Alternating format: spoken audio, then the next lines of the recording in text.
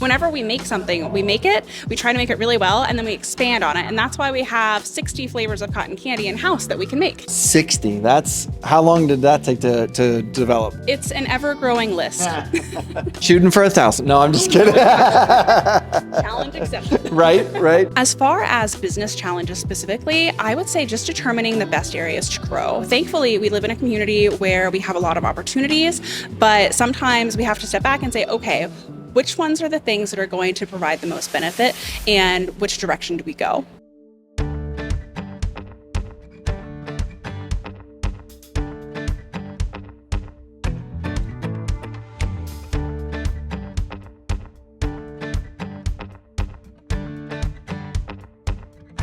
What's going on, everybody? Kyle Powers here, Haven Real Estate Group at eXp Realty, here with another episode of Local Legends of the Flint Hills. I've got some very special guests here with me. I've got Whitley, Sam, and Adeline King with King's Candy Shop. Guys, thank you so much for joining me today. Of course, thank you for having us. Yeah, so let's just kind of get into it. So talk to us about the inspiration behind King's Candy Shop and why you guys decided to start this business and how that's evolved over time. Yeah, so back in 2021, unfortunately, Whitley found himself laid off from his job here in Manhattan.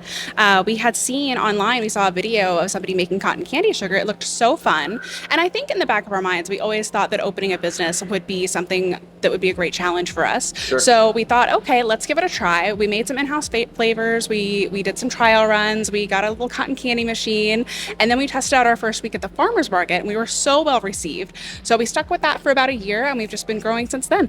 Yeah. Well, so you guys, you found it online and decided you want to start trying that one. How do you go about making your custom sugars and your custom for cotton candies? And then what other products do you guys offer here? Oh, yeah, definitely. So anytime we want to try out a new flavor, it's a lot of trial and error. So there's a lot of different ways to make flavored sugars. You have extracts, you have candy mix-ins, you have flavored powders, you have dehydrated elements you can put into it. So a lot of it is just, well, let's do this and see what happens.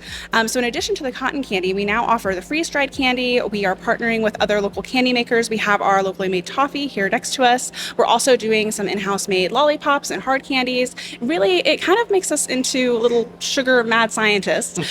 Anything that you can make with candy, it's always worth a shot to try it out and see how it goes. Sometimes it goes great. Sometimes you end up a sticky mess. And I'm sure your kids love that. Oh, yes, absolutely. We have a 6-year-old, and this is probably her favorite place in the entire world. Yeah. So off camera, we talked a little bit kind of about what kind of the progression of what you guys had, right? You said it started in your kitchen and kind of grew to farmer's market and so tell us what that progression has looked like for you guys over the years. Oh yeah, absolutely. So we started off just with one cotton candy machine, and we were traveling to events. Initially, we were making all of our cotton candy on site, on premise, struggling to keep up. We had lines of probably 30 people at the farmer's market. No. It was fantastic. It was great support, but we didn't want people to continue to wait. So what we ended up doing is we set up a kitchenette as like our little candy kitchen, and we started pre-making things so we could bring it with us. From there, we grew into the hard candies first, and then the freeze-dried candy. The freeze dryers, as you can see behind us, they're about the size of a full-size washing machine. So that took up some space and some electricity. And we really got to the point as we started doing these bigger and bigger events, we were like, you know, we've got to do something. We're bottlenecking, we can't make enough. And then we had this really great opportunity partnering with the town center where we had been doing pop-ups before. And here we are. Yeah. Yeah. How long have you been in the town center? So we started off as a stable pop-up in February, and then we migrated to the doorway of our candy shop. And then finally, after getting our plumbing redone, the electricity upgraded, building out the shelving and the tables, then we were able to open fully in late September of 2024. So fairly new then in this location. That's awesome. That's awesome. And it's something, it's different, right? I mean, then I'm sure that, I don't know, maybe you guys do or don't, but when you guys are making, I'm sure that everybody can come in and take a look and kind of watch and kind of that piece of it. So that's awesome. I love that. I love that aspect of it all. We actually designed all of it. So you could go through, and I don't know if you can see on camera, we have these panels up so that anybody who comes in and wants to watch it, they're able to see everything that we're doing. And then we still have that sanitary protection. Yeah. So that, you know, it's all safe, it's all clean. Yeah. So how often do you come in the mornings to make candy, or is it just all throughout the day as stuff kind of lets out, and how's that work? Just as needed. So it doubles as a food preparation space for the storefront here, but then it also for all of our events that we go to. We're getting ready for things like basketball games. We're getting ready for our big fairs and festivals in the summer, just as needed. We don't have a set schedule yet, but we're always adding to our menu. So maybe that's something we'll have in the future. Yeah. No, that's awesome. So you're talking basketball games, so you're going up to K-State and selling and doing all that stuff, and that's fantastic. I didn't realize you guys were up there too. So that's awesome. Are you doing anything else like that around the area? So K-State is our direct partner for sports. So we do basketball and football with them. Otherwise, our bigger events are going to be things like the Smoky Hill River Festival in Salina. We do some state fairs. Those are the things that really are the heartblood of what we do, though, is we go out and we see the people. Yeah. Oh, that's where it all starts from, right? The service and serving the people and making sure that they're getting a good product too. So beyond cotton candy and beyond some of the stuff there, what have you guys added outside of the cotton candy pieces? And then two, what are your plans for future? Well, since we've been doing the cotton candy, we've added the freeze dry. We also start partnering up with the partners to do the toffee, and we have a local soda company in Kansas City that we've been getting product from. We have future plans to make confectionery such as fudge, other chocolates, gummies. Homemade marshmallows. Really? We're also planning on adding at some point a caramel apple and a candy apple bar that you can come in, ask for an apple, and we will make a candy apple or caramel apple, add your toppings. Sounds delicious. Right on site. That sounds delicious. That sounds fantastic. That's one I never really get during the holidays and stuff. It's like, I don't need it, but always good to have. I'm curious. I'm very curious. Like, how did you guys get into the freeze dry piece of this? And what is that first experience of you go like, oh, I'm gonna freeze dry Skittles or whatever your first one was, and how was that? So far, our experience has been overall good. In a lot of cases, if it's a new candy, you just kind of have to put it in there, adjust your settings, play around, see what happens, and again, trial and error, just like with the cotton candy, because you are building your own recipes and seeing what works and what doesn't. Yeah. So when you first did it, did you have to go buy the machine to get it and then do it? Really? Yes. Go ahead. Yeah, no, and I don't know why the first time we ran it, I thought it was going to explode. So it's going much better than I initially anticipated. Yeah. Yeah. Well, and that's why I've always been curious on how you do it, and I felt that. I mean, obviously, I'm not going to go buy a freeze dry machine, but it's always been curious, right? Like I always see it, and they're fantastic. My kids will love them too. Like we always get it, so it's always great. But yeah, I was always just curious on how that all started or how it all came about, and too, like social media, it's a powerful thing, right?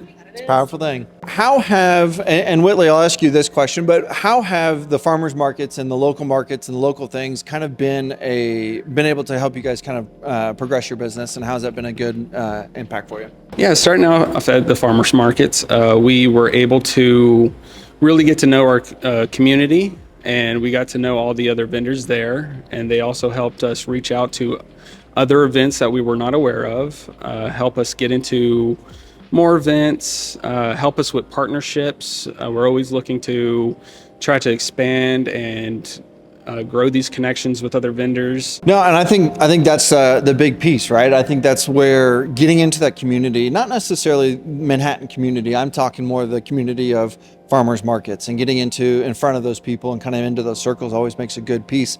And actually this segues really nicely, right? So you've talked to the toffee company that you guys have here.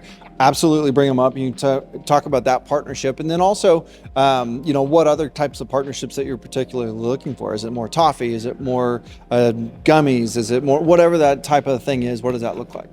Yeah, for sure. Really, anything candy related, we're open to. Anything is worth Yes, exactly. It's like it's absolutely worth a conversation, pretty much no matter what it is. But we like getting out there and meeting the people, because that's really what it's about. Yeah, for sure. Did you want to bring up the toffee company? Yeah, sure. Let me go ahead and give a shout out to Gopher Toffee. They're our most recent local partnership. We met them actually at the farmers market, and we see them at some other local events. Definitely be sure to check them out either here in-house or at some of those other events they go to. They make all their toffee in-house. It's delicious, and they have a ton of different flavors. And that's really something I think that goes hand in hand with us is whenever we make something, we try to make it really well, and then we expand on it. And that's why we have 60 flavors of cotton candy in-house that we can make. Wow. 60. That's how long did that take to develop? It's an ever-growing list.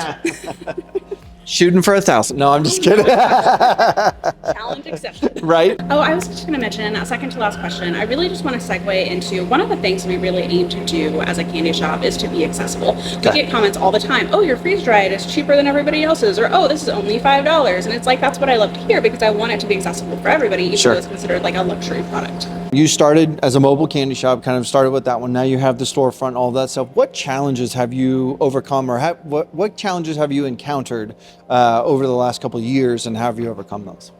Yeah, so kind of a multifaceted question. There are the day-to-day challenges that come with being a pop-up. Our very first farmers market that we did, we went out there with our tent, our pop-up tent, and we spent at least 3 or 4 hours of that market hanging on to the top bars of the tent so that our tent did not blow away. Yeah. And that's something that we've just accepted as part of living in Kansas. So that's been a challenge, but something that we have adapted to, and we just go with as we can. As far as business challenges specifically, I would say just determining the best areas to grow. Thankfully, we live in a community where we have a lot of opportunities, but sometimes we have to step back and say, okay, which ones are the things that are going to provide the most benefit, and which direction do we go? Yeah, no, that's awesome. So I guess before we kind of wrap it up here, what does the future of King's Candy Shop look like? Oh, the future is sweet. Well, I like that. I like that. Thank you. We do intend to expand on our menu offerings. We are planning on rolling out with, of course, the candy bar that you mentioned. We are getting a freezer in soon, so we'll be able to start doing some candied fruits. We're also looking at, of course, other partnerships with other confection makers or other places that would be a good fit for us to partner with.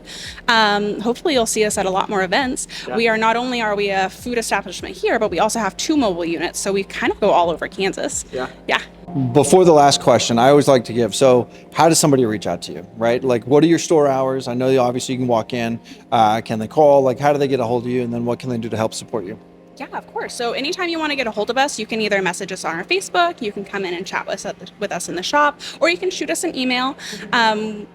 Those are the best ways to get a hold of us as far as questions, comments, concerns, things like that. We always welcome feedback and suggestions and recommendations for products. What's handles and emails and all that stuff? So our email address is kingscottoncandy@gmail.com, and then our Facebook is also King's Cotton Candy, but you'll see us show up as King's Candy Shop. You'll see our logo there in the Facebook profile, and you can always shoot us a message. Okay. Awesome. So we get a lot of entrepreneurs that watch these videos and things that way. And so one piece of advice that you would give to anybody getting ready to start, anybody that's been in the business for a short amount of time, whatever it may be, what's one piece of advice you'd like to give? Yeah, I would just say try it. Try it in the simplest form first, see how it goes. If you love it, keep doing it. Yeah. Yeah. No. Simple and sweet. Absolutely. Well, I guess before we kind of wrap it up, is there anything else you guys like to add? I'm good. Good. So thank you guys so much for watching this video today. I really do appreciate it. And thank you guys for joining me today. I really, I appreciate how you allowed me to come into your store and kind of close up shop for a little bit. I know I've been seeing people walking by looking to come in, but hopefully we'll get it open for you and get the business back. But thank you guys so much for joining me. I really appreciate it. Thank you guys so much for watching the video so far to this point. If you do enjoy this content and you do have any questions or anything that way, please reach out to these guys. Put in the comments below, reach out to them. I promise you there's a lot of good sweets here. I'm looking at them. My sweet tooth's going crazy here just by smelling all the sugar and everything here.